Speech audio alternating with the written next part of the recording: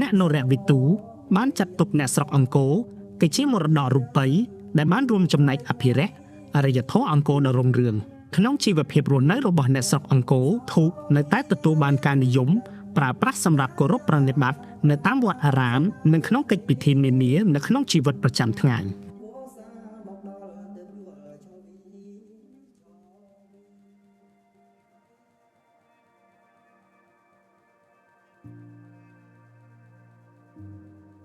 បាទលោកតាសម្រាប់ការផលិតធូបនេះមានធូបប៉ុន្មានប្រភេទដែរហើយធូបនេះយកប្រើនៅក្នុងពិធីអ្វីបានខ្លះតាបាទធូបនេះវាមាន2ប្រភេទកាត់លុយណា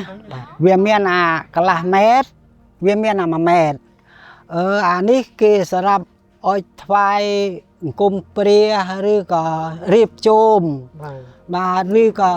ថ្វាយព្រះអង្គបើសិនជាអានេះវិញ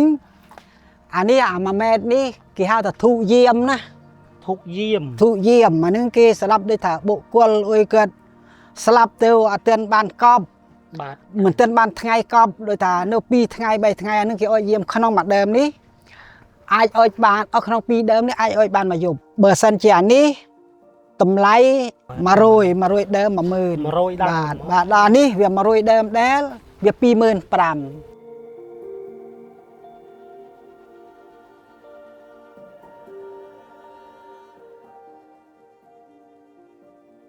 ធូបអ្នកស្រុកអង្គរត្រូវបានផលិតឡើងយ៉ាងពិសេស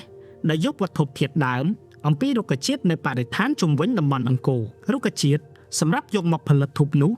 ច្រើនតែជាប្រភេទដើមថ្នាំជាប្រទាលខ្លះមានក្លិនក្រអូបស្រាប់ហើយសុទ្ធសឹងតែតាក់ទងទៅនឹងជំនឿខ្លះៗផងដែរគ្រឿងផ្សំទាំងអស់នោះមានដូចជាសំបកវល្លិឆ្នោតប្រោះក្រអូបពោតយំពុំសែនតឡាញ់ផ្កាប្រក់និងអាចរណាជាដើមដំបូងគេយកគ្រឿងទាំងនោះមកហាលឲ្យស្ងួតរួចហើយទើបបុកឲ្យម៉ត់បន្ទាប់មកទៀតទើបយកមករែងនឹងស្បៃរួចសម្រង់យកតែផ្នែកល្អិតផូរផង់មកប្រើប៉ុណ្ណោះ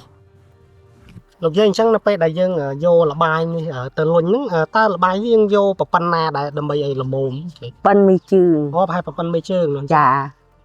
ប៉ុណ្នេះទៅយើងដាក់ជាប់ជាមួយនឹងឆ្អឹងធូបតែម្ដងអញ្ចឹងលុញរាល់ថ្ងៃទៅគឺស្មើដៃតែម្ដងស្មើដៃតែម្ដងចាដាក់លុញអីប្រហែលជើងនៅសល់អីគឺស្មើតែម្ដងសល់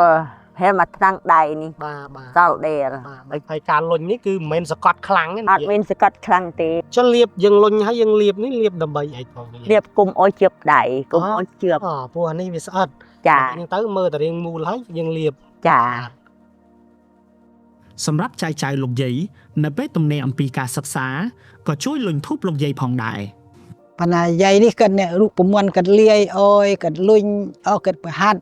រៀនតែថាចេះហើយវាហើយបានគាត់ប្រលេងដៃបាទប៉ុន្តែចៅទាំងអស់នោះវាមិនទាន់បានចេះលាយលបាយអីទេអត់ទាន់លាយដើមអីក៏អត់ទាន់ចេះដែរអត់ទាន់ចេះទេ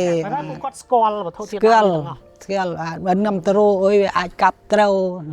បាទខុសទេរូបមន្តវាបាទនិយាយរួមទៅគិតថាចង់ឲ្យវាបន្តដែររបស់នេះជារបស់ប្រចាំតកូលក៏ប៉ុន្តែអានឹងស្រេចនឹងចៅទេណាបងអូនខ្លីលោកថាគេរៀនចេះទៅបានថ្នាក់ធំទៅគេធ្វើការបានធំដុំទៅក៏គេមិនបានបន្តក៏មិនដេញបាទបើចៅណាគេបានបន្តទៅក៏បន្តទៅចៅណាគេរៀនបានទៅក៏គេឃើញគេបានការងារអុយទៅធ្វើបានដូចក្មួយដូចអុយចេះទៅក៏អានេះជារឿងរបស់ចៅហើយជារឿងនៃបុណ្យកុសលរបស់ចៅក៏សាងបានបណ្ណាក៏នោះជារឿងរបស់ចៅទេបើតាមិនបានទេណាទេបានតែប៉ុណ្ណេះអាទិលវិជ្ជទិលនេះហើយ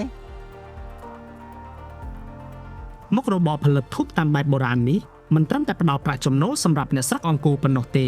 ប៉ុន្តែមុខរបរនេះថែមទាំងបានរួមចំណែកក្នុងការអភិរក្សអត្តសញ្ញាណអរិយធម៌អង្គរដ៏រុងរឿងផងដែរ